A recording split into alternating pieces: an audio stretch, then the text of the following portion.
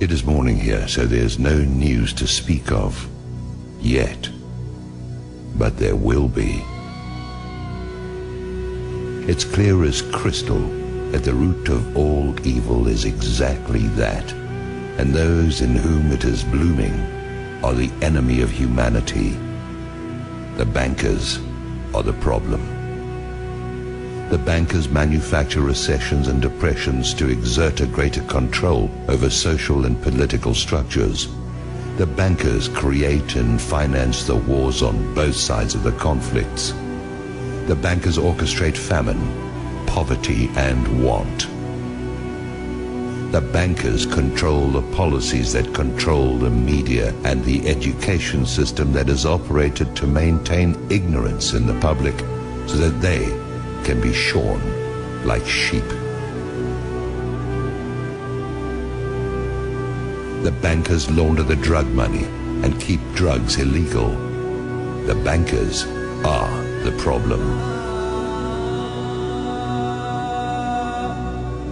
The international banker is the scum of the earth, and they have to be brought to account. What will accomplish this? There are several possibilities.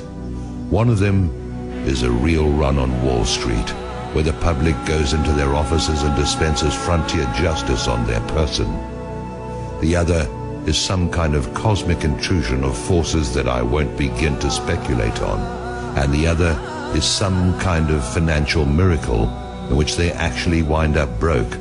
But I don't know how something like that would work.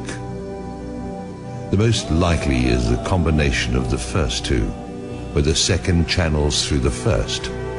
Once the cost of food, lodging, and fuel hits a certain point, the public will be universally galvanized by the force that builds up from the pressure of their asses against the wall. We can be there in a few days. Once the system begins to collapse, it will have its own speed of free fall, and things will move at a spectacular rate of change. It will be like the way weather can suddenly transform in the South Seas. At the point when this begins to occur, the probability of global conflict will accelerate to maximum thrust. This is the primary truth about imperial currency activity. When the money goes south, violent attention goes east. Yes, maybe it will all just limp along on crutches while plastered with band-aids, but that goes contrary to the mathematics.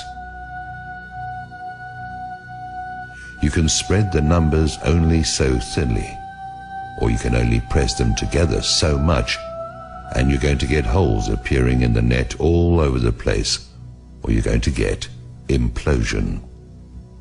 Do I have any idea what I'm talking about?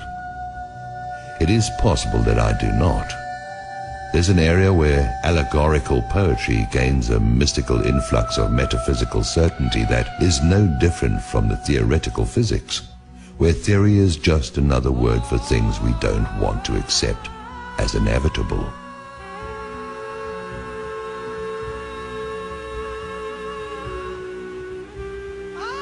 Maybe freedom's just another word for no one left to screw.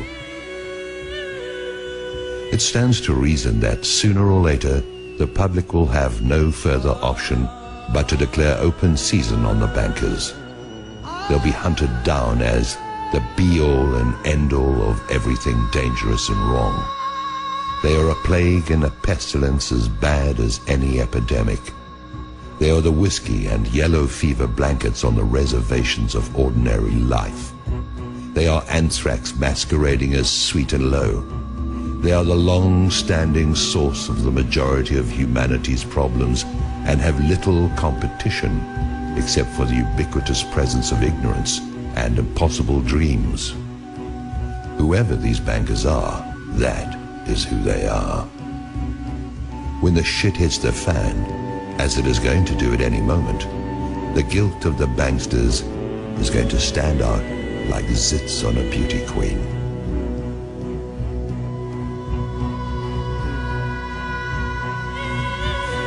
The transformation in the mind of the public is going to be immediate. People watch the news, and although it is nothing more than garbage and lies, the players have all been seen there. They've been seen in Congress, and they've been seen wherever the lies created to defend them have been publicized. They are a known quantity. There is no argument of any kind that can be used to generate sympathy for the bankers, who are either behind or finance every outrage against the public that is in existence. Now, their day is at hand, and they show no signs of having any kind of clue. They sit at their vanities and admire their image like Marie Antoinette. They whoop it up like Louis XVI in Versailles, surrounded by gold leaf wallpaper and sycophants, while they diddle the sons and daughters of a dying empire that they brought to pass. There is mercy to be found here, but none of it can be for the banksters who have acted with none in their intentional efforts to beggar, mutilate, maim and destroy anyone and everyone who is not them. That mercy is for the public who, like Lefty, only did what he had to do. I try to get my heart and head around it.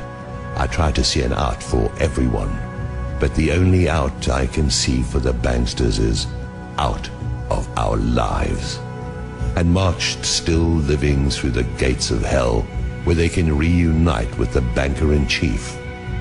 I'm not the judge or executioner. I'm an observer who's never had enough money to even think about the banks in the first place. Now the bankers tightly grasp what is going to turn into flaming coals in their hands.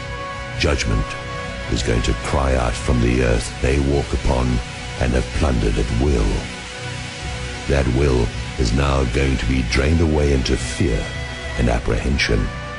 Their fortress walls are going to fall away. Their protectors are going to turn on them. Their holdings are going to dissolve and spill from their fingers like a handful of sand. I wouldn't want to be a bankster today, or on any other day. The existence of a system has kept them safe. This corrupt system has allowed for some kind of life for those preyed upon until now. Now it has turned upon those whose compliance has been forthcoming for so long. Soon that compliance will be gone, and there are not enough police and armies to quell what is going to rise out of the midst.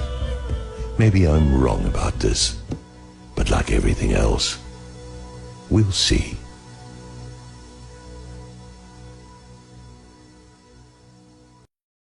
We are anonymous. We are legion. We do not forgive. We do not forget. Expect us.